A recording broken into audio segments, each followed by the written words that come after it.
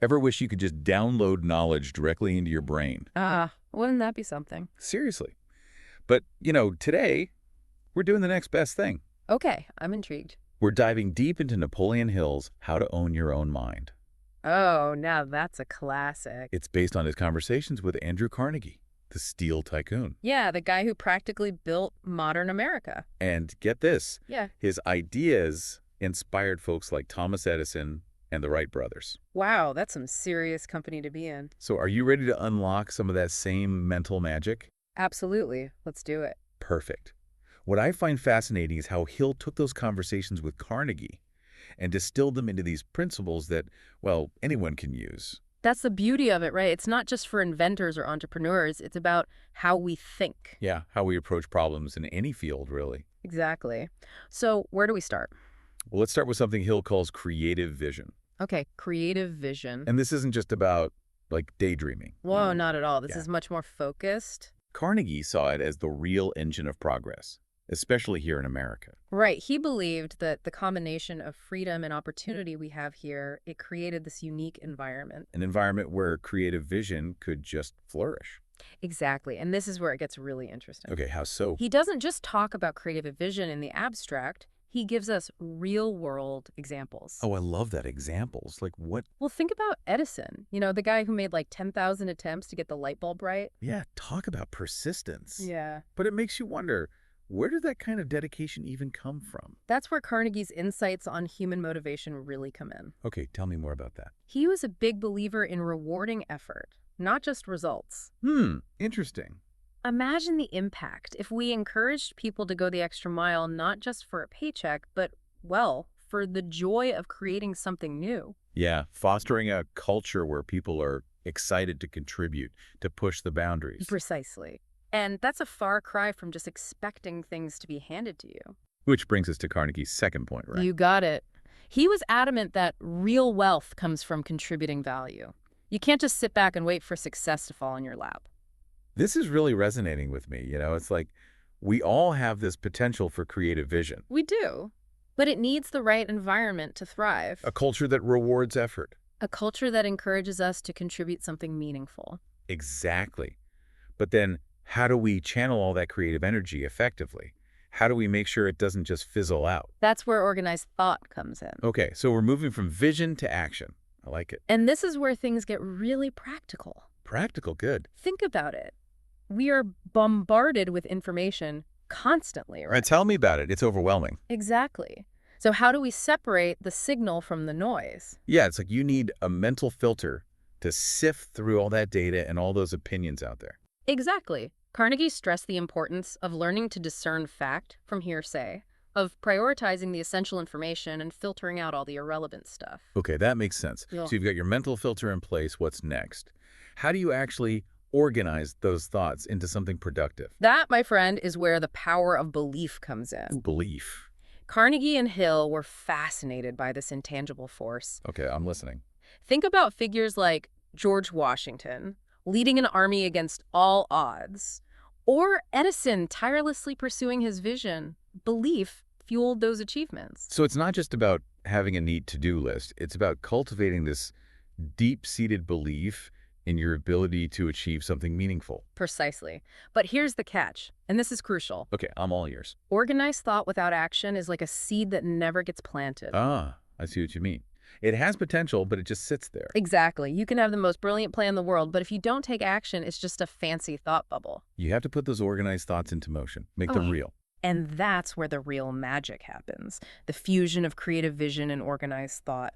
That's what we'll explore next. So we've got this creative vision, like the engine, right? Yeah, the driving force. And then we've got organized thought that's like the blueprint. The plan. But how do we actually bridge the gap between those two? How do we take that vision and actually make it real? Turn it into results. That bridge, that's what Carnegie called controlled attention. Controlled attention. It's this ability to focus your mental energy, really zeroes in on what matters. It's like a laser beam, right? Yeah. Cutting through all the distractions. Exactly. I mean, in this world, we're constantly bombarded with information. You need to have that focus to stay on target. You're absolutely right. And it's fascinating how these ideas, Carnegie was talking about this back then, right? Yeah.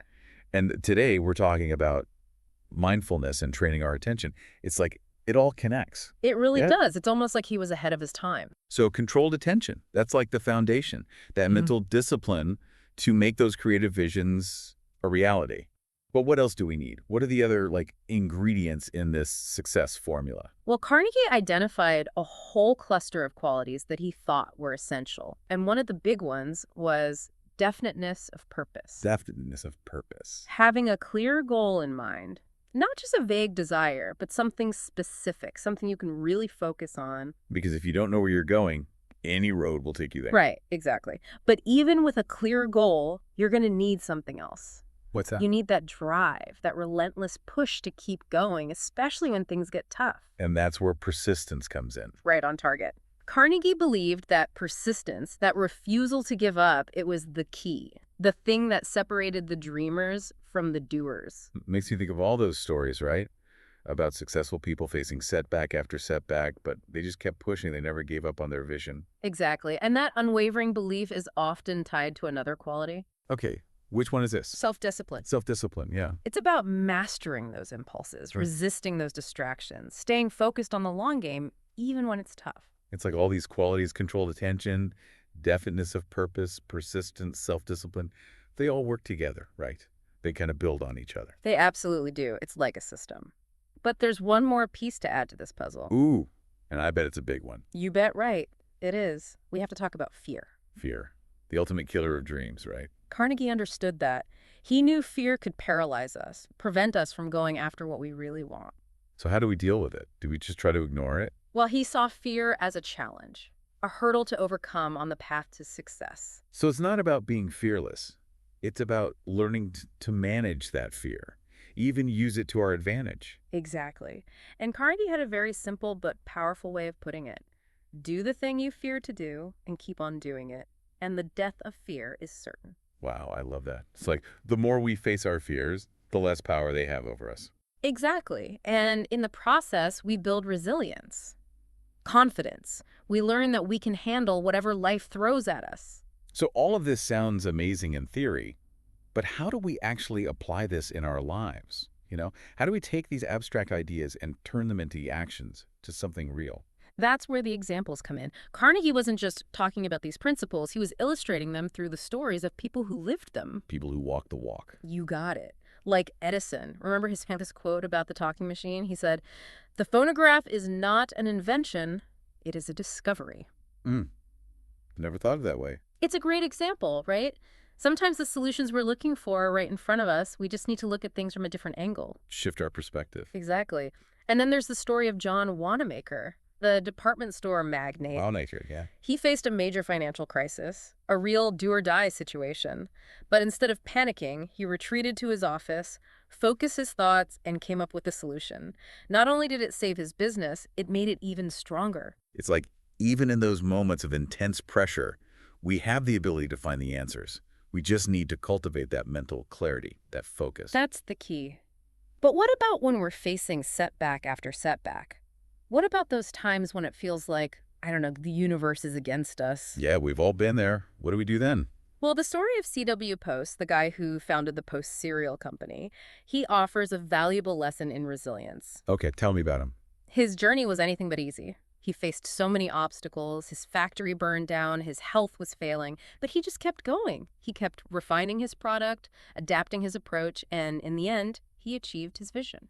These stories are so inspiring, but I can't help but wonder, did he see any potential downsides to this relentless pursuit of ambition? It's a good question. Did he acknowledge the importance of things like cooperation, social responsibility? Yeah. Was he all about just every man for himself? Well, not exactly. When you read Hill's book, you see that Carnegie, he was a strong advocate for individual achievement, but he also understood the importance of a system that supports that. Like the American system, with its focus on free enterprise and personal initiative. Right.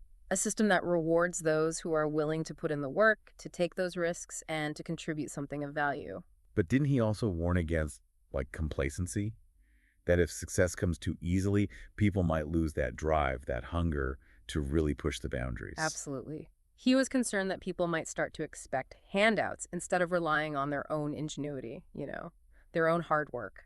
So it's like he was walking this tightrope between encouraging individual ambition and also recognizing the importance of, like, social responsibility. You got it. He didn't want to stifle individual drive, but he knew that cooperation and a sense of community were also important. It's about finding that balance, Yeah. right? Exactly. He saw cooperation as a way to amplify individual efforts, not replace them. It's like, how do we create a system where people can work together towards common goals, but still have that motivation to excel as individuals? It really makes you think about the challenges we're facing today.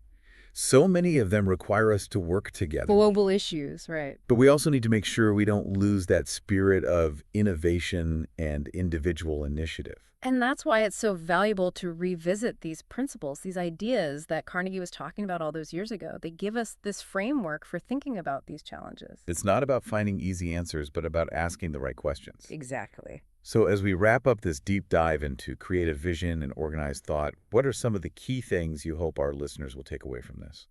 Well, for me, the biggest takeaway is that we have more power than we realize. We have the power to shape our own minds, and by extension, our own lives. By tapping into that creative vision, By honing our organized thought. by mastering that controlled attention. It's like we've been given this incredible toolkit, but it's up to us to learn how to use it. And it's a journey, right? Yeah. A constant process of learning and growing. Absolutely. And as Carnegie believed, true wealth is wisdom, not just money. So the challenge for you, dear listener, is to take this knowledge and put it into action. What are your dreams? What steps can you take starting today to harness these principles? Start creating the life you want. Exactly. Because you have the power. This has been such a fascinating conversation. Really makes you think. I agree. And to our listeners, remember, this is just the beginning. There's a whole world of knowledge out there waiting to be explored. So keep diving deep, keep questioning, and keep owning your own mind. That's the key. Keep learning, keep growing. And who knows, maybe you'll inspire the next great deep dive. Wouldn't that be something?